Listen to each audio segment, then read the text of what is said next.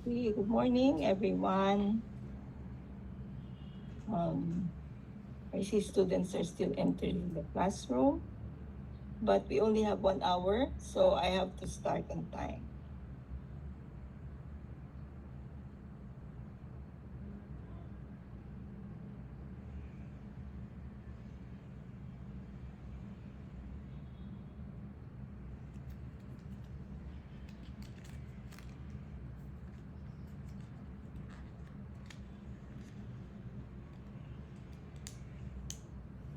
Okay, so the rest of you can catch up with the lecture, and I hope you were able to at least read the annotated lecture. I apologize that it was not available readily, but I was only informed last night that it was locked, but I was able to open it.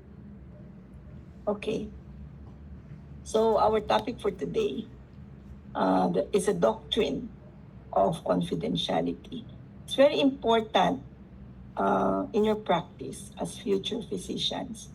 And I think you already have some background to this from your patient doctor lectures with Dr. Chua. But this time we are going to go into more detail and more cases as you use it in the clinics. So these are our learning outcomes for this session. So first thing is to distinguish between privacy and confidentiality. They are very closely related and both refer to the right of an individual, in this case your patient, to keep all his personal and medical information confidential or private. Privacy also refers to a patient's right not to be intruded upon physically. For example, you cannot just touch a patient without informing the patient. That is why you know how important it is in physical diagnosis to first introduce yourself and acquaint your patient as to what physical exam is going to be done to him. So if you make any unauthorized intrusion into the patient's body, personal life, and even information, you can be sued for this. So privacy is more related to law. So privacy is a patient right, and confidentiality is a healthcare provider's duty. It is our duty to keep that personal and medical information private. Both uphold trust, dignity, and quality care. You cannot establish patient trust if you break patient confidentiality or you do not respect their privacy. Okay, so this is really, really very basic for quality relationships between the patient and the healthcare provider. The legal and ethical basis for both are sort of different because privacy refers more to laws. So it is protected by privacy laws, and you will learn more about this in your medical jurisprudence later on in the third year. While confidentiality is more ethics bound, no? It arises from our ethical duty, which we base on our professional code of ethics and our principles of ethics. So it honors the patient's right to control personal health information, and as I mentioned, is a basic foundation for patient trust in healthcare. So that's autonomy. You know what autonomy is? You want to uh, respect the patient's privacy. Huh? You want to respect the patient's decision making. You are also practicing beneficence because beneficence means do good. You always put the patient's best interest first. And by respecting privacy and your duty of confidentiality, you are promoting the patient's well being. because the patient is not afraid, no, is aware that nothing bad or harm will come to him because whatever information that they have put forward will be kept confidential. And the mirror image of that is non-maleficence, do no harm. The main difference between beneficence and non-maleficence is non-maleficence is preventing deliberate harm. You prevent deliberate harm. So whatever you do, for example, when you keep a patient's information private, no, you do not disclose it without the patient's knowledge, you are preventing any social stigma, for example, in case the patient doesn't want any of this health information to go out, whether the patient is a celebrity or not. You are preventing discrimination, especially in the workplace. Then this is very important when we discuss STDs like HIV. You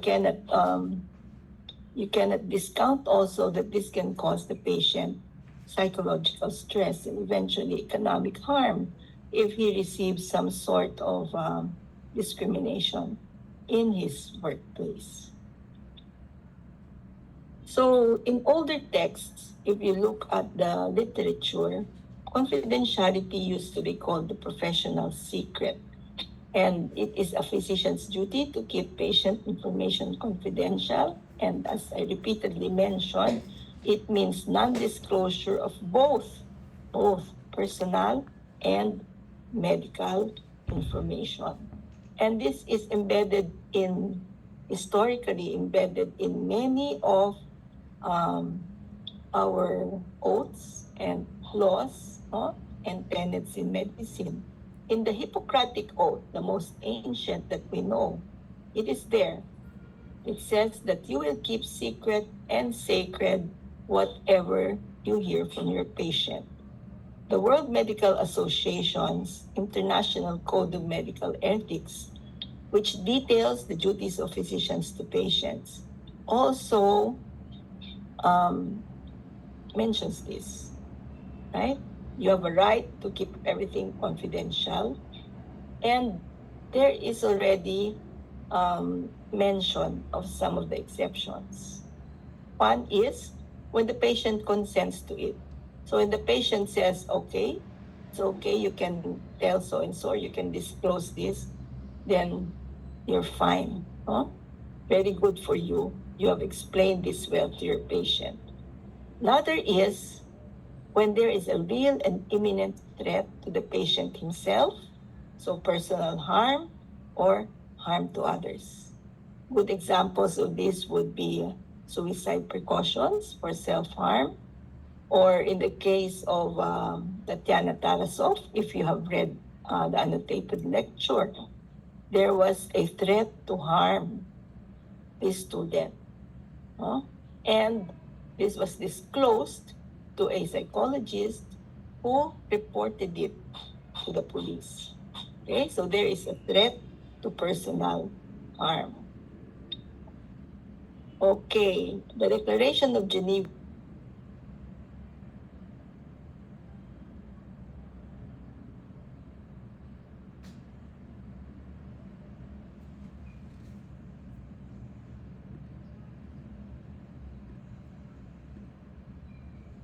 Recording in progress. That the death of the patient will allow all this information to be brought forward.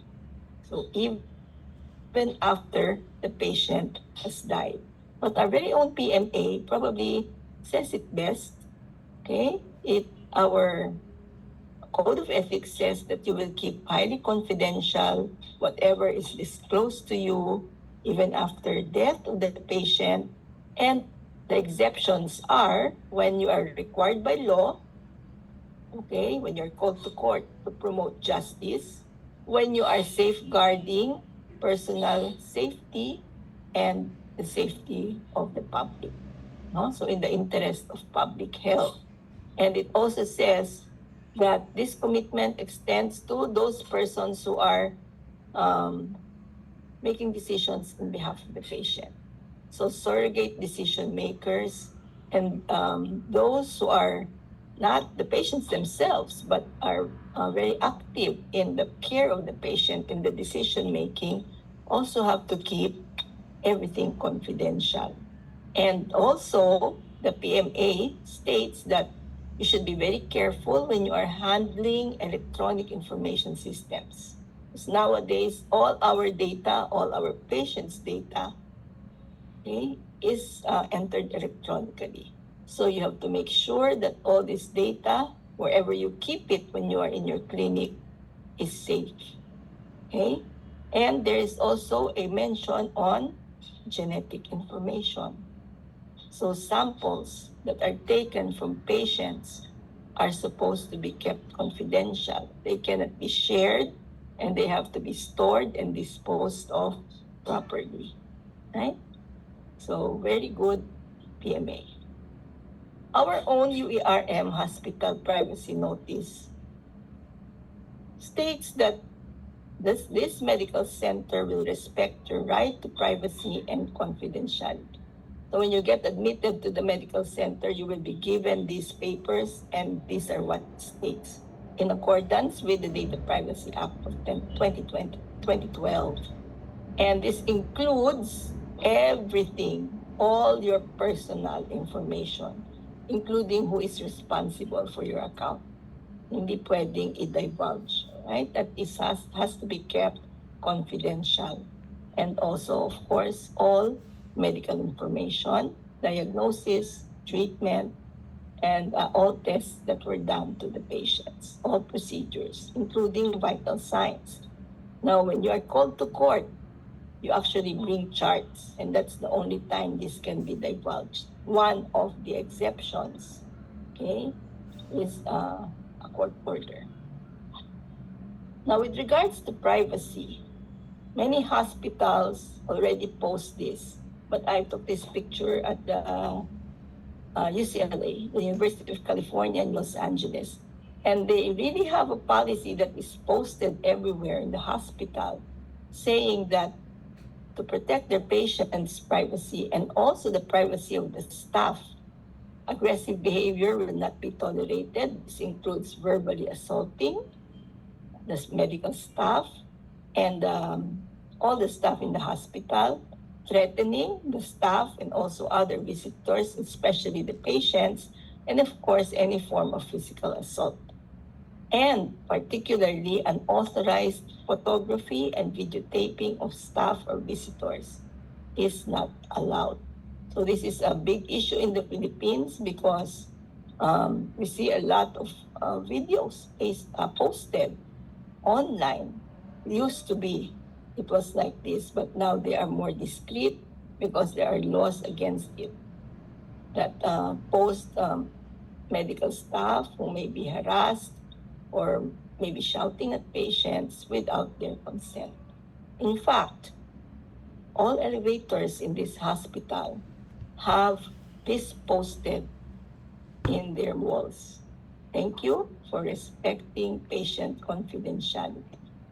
Because as one of the articles we have read is that where is the most common place where confidentiality is breached?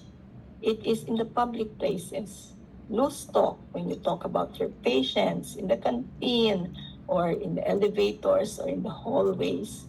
And you may not notice it, but sometimes you may disclose information that others may hear. So you have to be very careful about this. Now, mandatory reporting. There are times when we have no choice, but we have to disclose information. We have to report, okay, births and deaths. We have to report communicable diseases.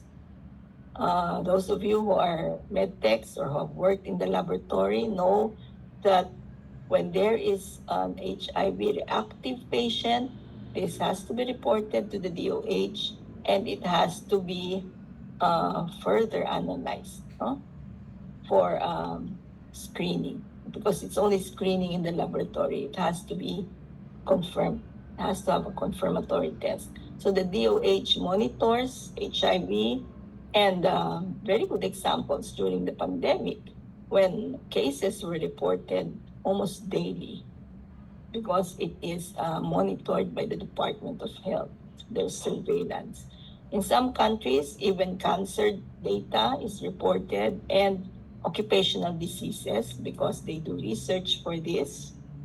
And in the Philippines, if someone dies of a violent death, for example, gunshot wound, you cannot have death certificate issued if you do not have a medical legal autopsy. So this has to be reported. Child and elderly abuse has to be reported. Okay. Breaches in confidentiality, when do they occur? Most commonly, those talk, nagmamarites kayo, my patient in this and this ward. You may or may not mention the name, but data is being breached here. Right? So we have to be careful about this. Whenever we need interpreters, if a patient cannot speak English or even Filipino, and you may need an interpreter for the vernacular dialects, for example, whoever that interpreter is will gain all the information about the patient. So can't do anything about that. Surrogate decision makers. If a patient has no capacity and may need somebody else to make decisions for him or her, then that decision maker will be privy to everything that the patient is going through. Now, this is quite controversial because in the Philippines, we routinely inform family members. No? Patient is family. They're in the room, they're everywhere. They talk directly to the physicians. They know everything about the patient. Even if the family member is not an immediate family member, cousins, for example. But if you will practice in another country or abroad, you have to be careful because you can be sued for this. Because not all patients would want their information known to family. So you have to ask permission about this. So this is kind of a cultural thing. No? Not only about death, but also about the patient's treatment. So the best thing is always ask your patient. Get a consent. Is it all right to disclose this information to your family? No, we don't usually do that anymore, but it's a good thing to do it. Whenever possible, inform the patient if there is a breach in confidentiality.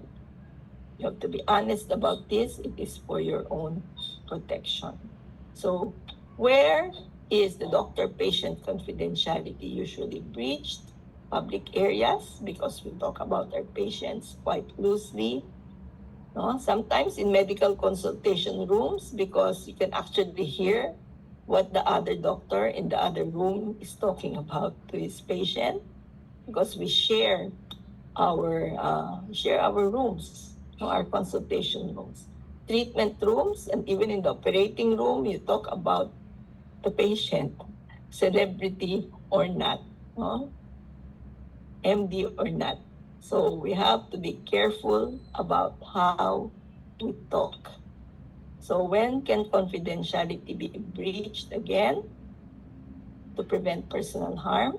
Best example here is suicide. If there is a threat for suicide, never take this lightly.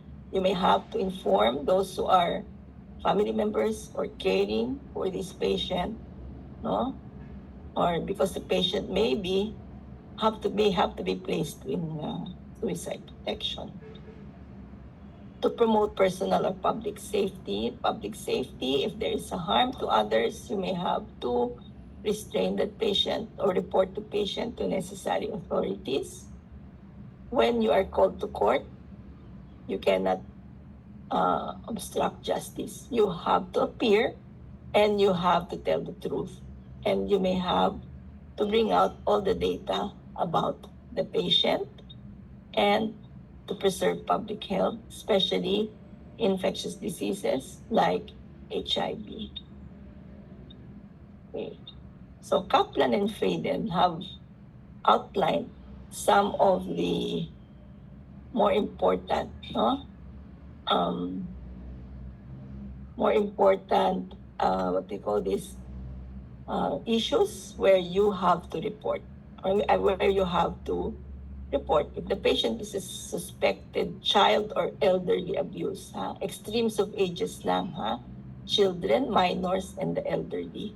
Those in between, huwag kayong mangialam, no? Like domestic violence, if it's an adult, if it's a child or it's elderly, there is mandatory reporting if you suspect abuse.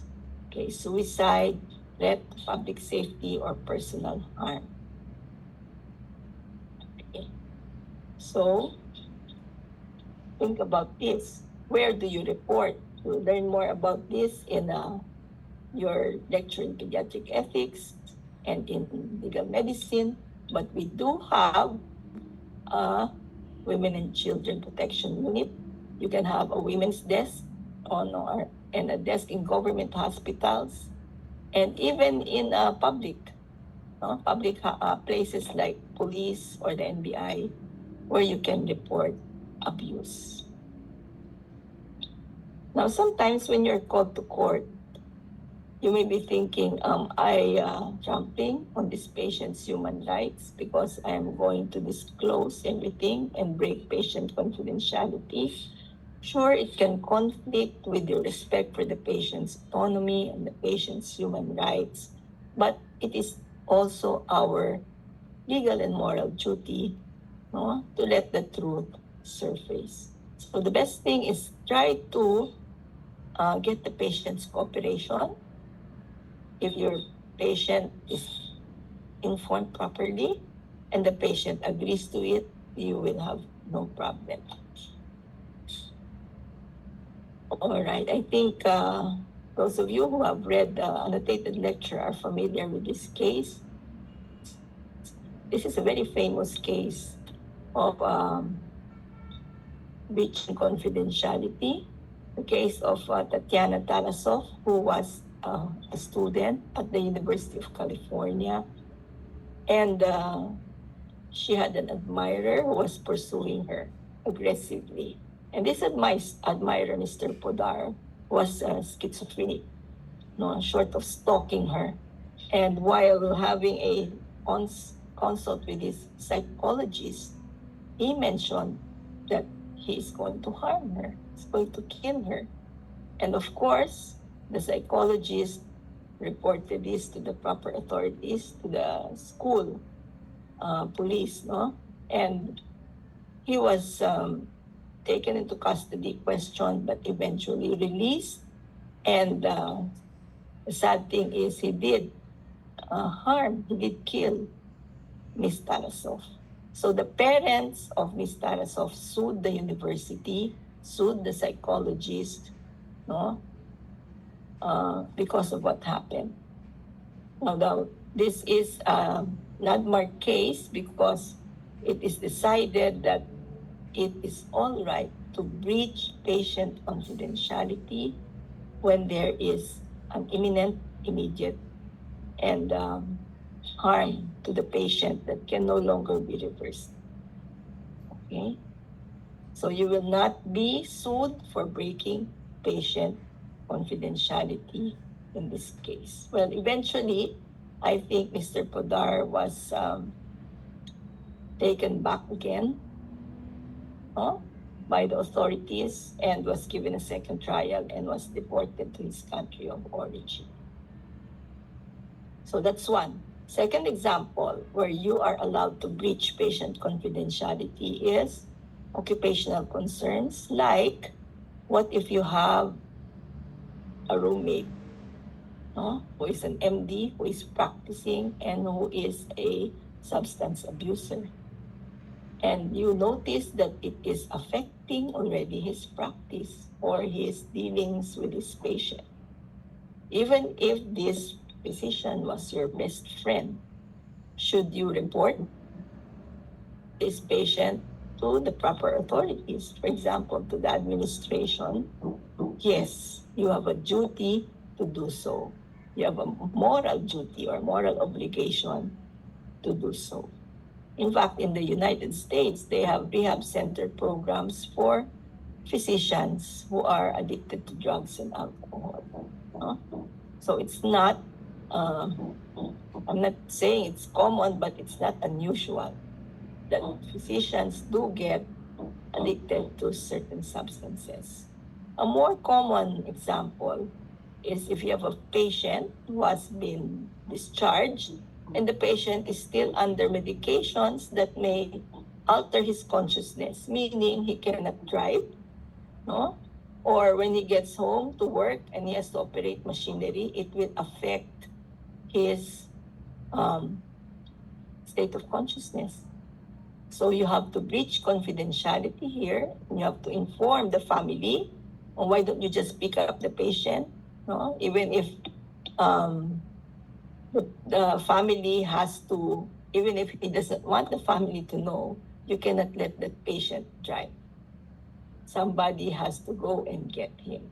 And also you have to inform authorities or whoever is in his workplace of precautions for him to operate machinery. So factors to consider when you are disclosing personal information. Of course, you have to make sure there is a real risk to the person or to others. How serious is it? Is there a serious risk to bodily harm or even death to the patient and to others, and how imminent? So when you are considering that the harm is imminent, serious, irreversible, cannot be avoided, then break confidentiality and report it. Okay, let's talk about HIV and infectious diseases. Now, while the right to privacy and confidentiality in HIV cases or persons living with HIV is central, it is not absolute. But it depends on the country where you are practicing. Now, the laws will depend on the country you are practicing, central to the disclosure of HIV. So if the patient does not consent to it and you inappropriately disclose, this can cause harm to the patient. Like we mentioned, there can be discrimination, social, economical, no, human rights violations, and you can actually get sued for this. So it's very difficult because you really don't know how to handle it. What are you going to do? Are you going to disclose or not? Especially if you are familiar with the partner or the spouse, no? Or if that person is a relative or a loved one. So it's a delicate balancing act to look at all your principles again and try to balance before you disclose. But in this case, you have to know the law. Now, in the Philippine HIV and AIDS Policy Act says what are the exemptions to breaking patient confidentiality. Number one, compliance with DOH requirement. That patient cannot stop the laboratory where he was first diagnosed as reactive from reporting because there has to be a confirmatory test. This is used for national surveillance by the DOH. If the patient is admitted and is under the care of health workers, then all those who are handling the patient have to know that this is an HIV positive patient. That's we call the circle of care, no, for their own protection.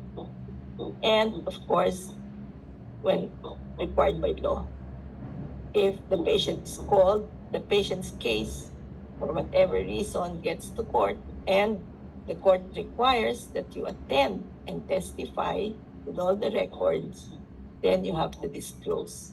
But still in the Philippines, everything is kept at its best, no? To keep the patient's confidentiality. It's anonymous, it's in a sealed envelope, and proceedings are held in executive session, meaning it's not in open court. So, mnemonics for confidentiality, when to disclose. If the patient consents, that's the best. Or the legal or surrogate decision maker consents. When there is a court order, you have to comply and you have to bring all of the patient's data to court. If the patient is under treatment, has to be treated continuously, then those who are handling the patient have to know that the patient is HIV positive or the patient has this disease called circle of care.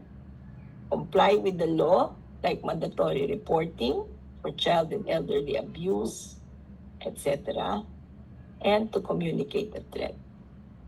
When there's a serious, imminent danger to a person or another. So that is when you may need to disclose confidentiality. So autonomy is king, but confidentiality is not absolute. Right? So how to deal with it? It's your duty, yes. Know the exceptions. If you don't know what to do, dial a friend. You can always ask your senior, your colleague, your legal counsel, and be familiar with the law, right? So by now, you have to be very familiar with our basic principles in ethics. And in the course of this semester, you will be given theories, principles, and issues. Okay, you will be given a background on the more common theories that are used in moral decision making. And of course, time and time again, in almost all your lectures, we will keep going back to our principles. You will learn more than the ABCDE. You will learn about totality, the principle of double effect and how to use it in clinical practice, and the principle of stewardship. Now, issues which are somewhat like your background in patient doctor, no? Professionalism, what we talked about today, confidentiality, then we'll have informed consent, and then also telling the truth to the patient on veracity. Okay, we'll talk about some new right to life issues, life and death issues. And you are very fortunate because we have on board Dr. Tina Cruz, who's going to give you a background on reproductive and genetic issues, and Dr. Kimi Ong, who will give you ethical issues in pediatric health. Okay, and also do not forget the principle of justice. We're also going to give you a backgrounder on this. Okay, always think about your attitude. It's not always skills and what you know, but attitude is going to make you or break you. So if this is all too much, do you have any questions before we continue? Okay, so I have a question for you. So you are a primary healthcare physician in a local community, and you have known most of your patients and their family members quite well. Now, one of your patients discloses that he tested positive or reactive for an HIV, confirmatory already, so confirmed. But your patient says, do not disclose the information to anyone, not even my spouse or partner, and requests you to do the same. So what are you going to do?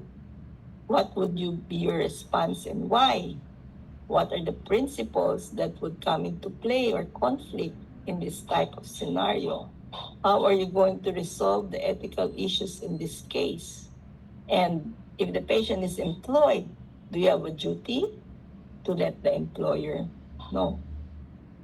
So I forwarded this case to some of my classmates of different specialties, and these are their answers.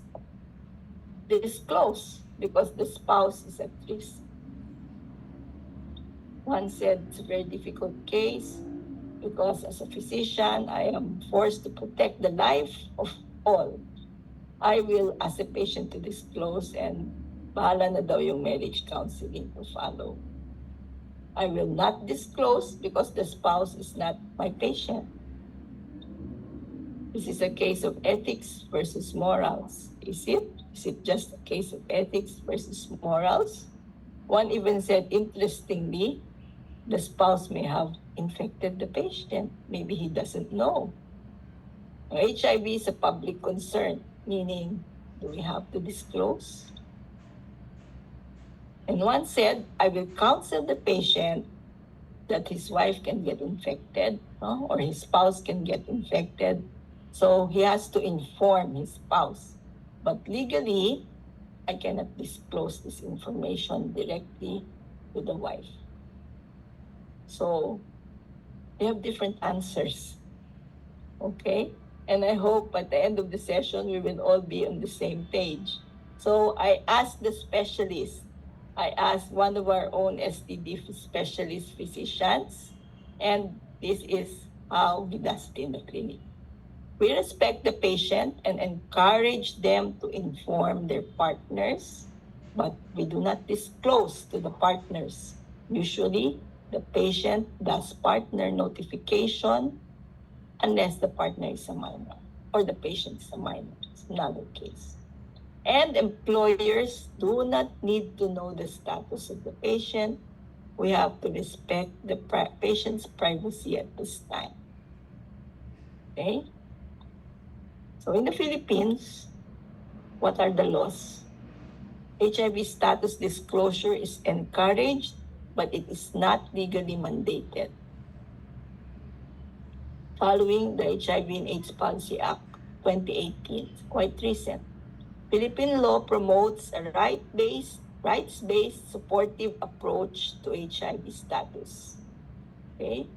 We are very, we're strict on confidentiality.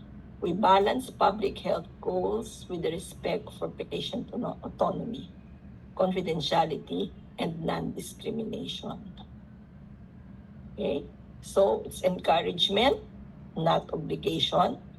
The law does not oblige the patient to disclose, meaning no criminalization. If you do not disclose, if the patient does not disclose, there will be no charges against the patient. It highly protects patient confidentiality and instead goes for education and prevention measures. Okay, that is Philippine law. So the problem you will encounter really is when the partner is really at risk because the HIV positive or reactive patient still has relations with the partner. Okay? And the partner has no other means of knowing that the patient is HIV positive. And the patient refuses to disclose personally. Right? So you offered to disclose for the patient, but the patient still refuses. You can't do anything. You just have to encourage your patient to disclose because you cannot disclose without the patient's consent. Okay? So you have to enlist the patient's cooperation as much as possible. So let's look at this similar case. I got this from a foreign source. So your 36-year-old patient has just tested positive for HIV. He asks that you not inform his wife the results and claims he is not ready to tell her yet. What would you say to your patient?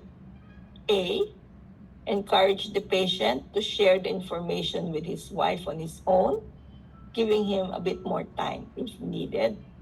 Tell the patient that his wife is at serious risk for being infected with HIV and that you have a duty to ensure that she knows of the risk.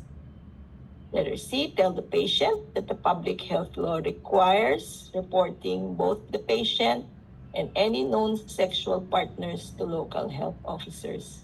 Letter D, all of the above. Okay.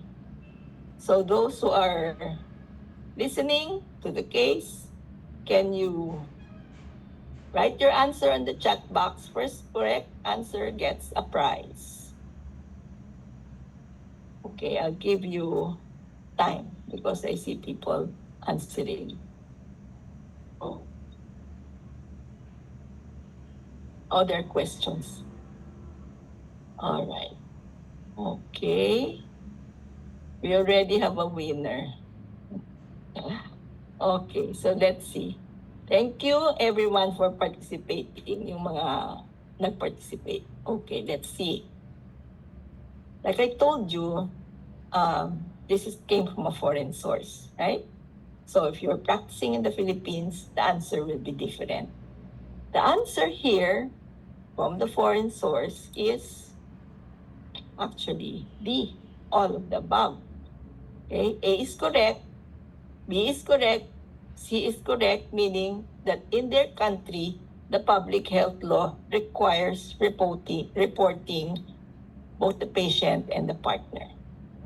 Sometimes in some countries, there is a third party who can call the partner for the patient. There are services like that. But because we are practicing in the Philippines, ano ang correct answer? A is correct. Is B correct? The first part of B is correct because you tell the patient that his wife is at serious risk for being infected. But the second part says you have a duty to ensure that she knows the risk. That does not apply in Philippine law, right?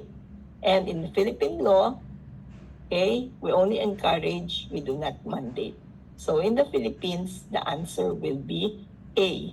The law does not require self-disclosure, it only encourages it. Okay? So any questions?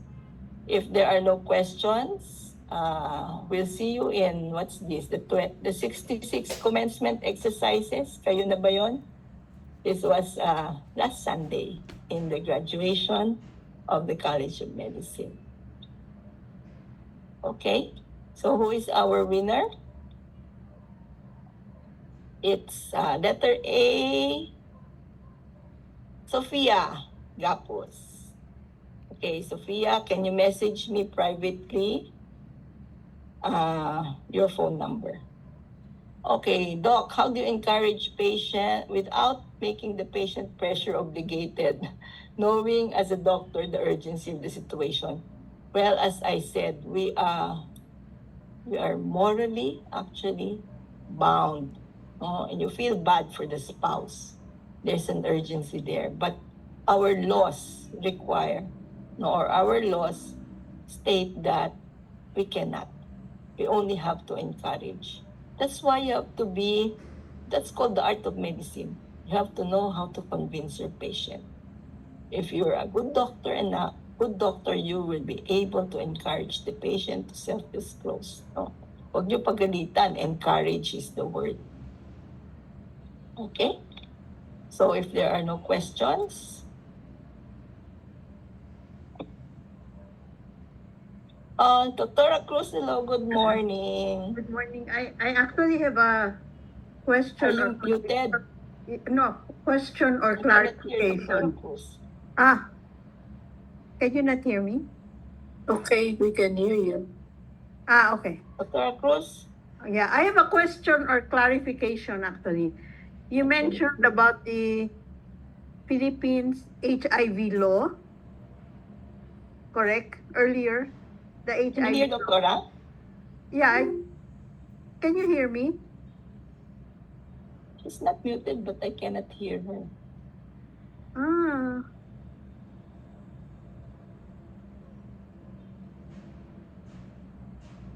Now, can you hear me? I think Dr. Sombilon has a problem with her. Okay. My question was for Dr. Sombilon. Anyway, Dr. Sombilon mentioned the HIV law in the Philippines. I am not sure if in that law, even minors can be tested for HIV and you do not need to get the consent of somebody older. I don't know if it's included in that law. Can you comment on that, Dr. Rayap?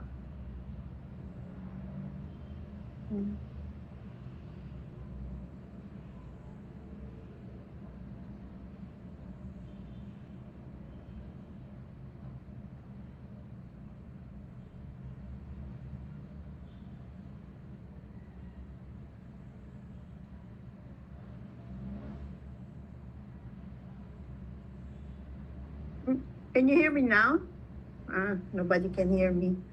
It's all right.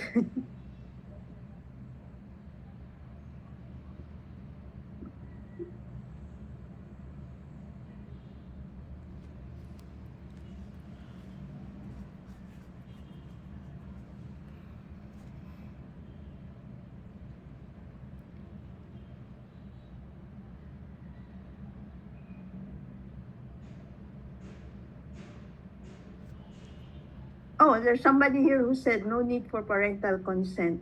Yeah, for HIV testing. Yes, that was what I was getting into. Thank you. Is this Alden Rivadiva? Yes, that's correct.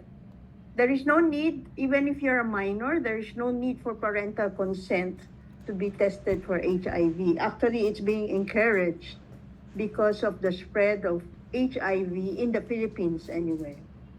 Okay?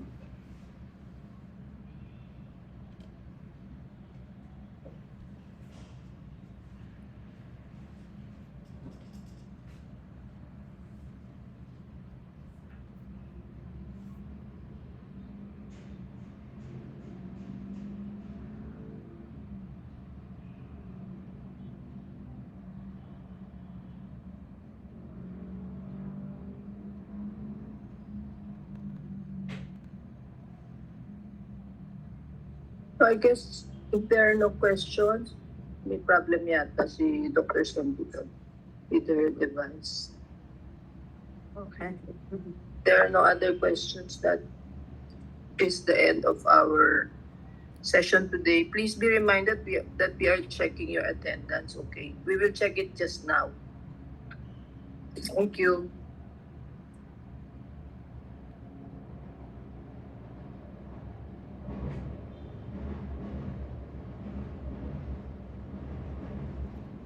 Thank you, Doc.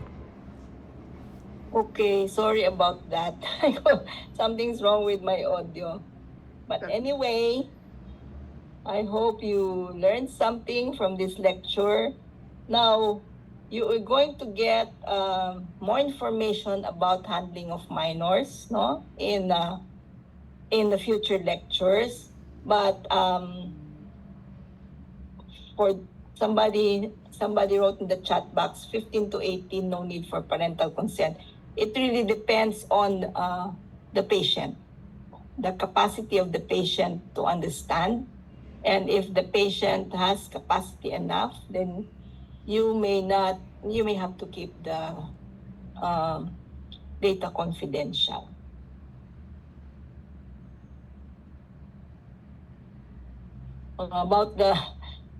About the confirmatory test. No? The patient may not agree to a confirmatory test, but at least the DOH is already aware that the HIV test is reactive. No? He may go to another laboratory, to another facility.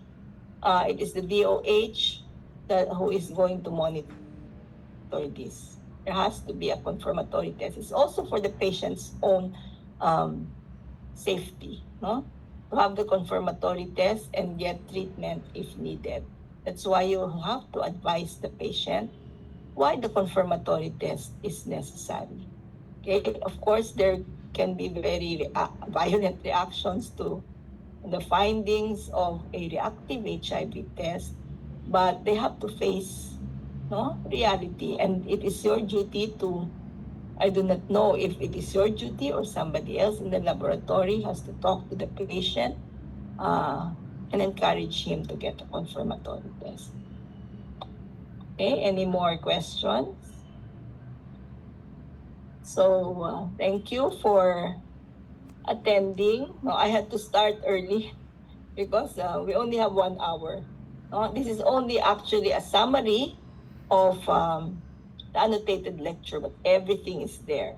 So, for the purposes of the exam, if we talk about HIV notification, are we going to follow Philippine law? Yes. Okay. So, Sophia, congratulations. Thank you for participating in this morning's lecture. We'll see you next week. Don, Bye, everyone. thank you, Sorry Don. na something's wrong with my Thank you audio. I po. can't hear anything. Thank you po, Doc. Thank you po, Doc.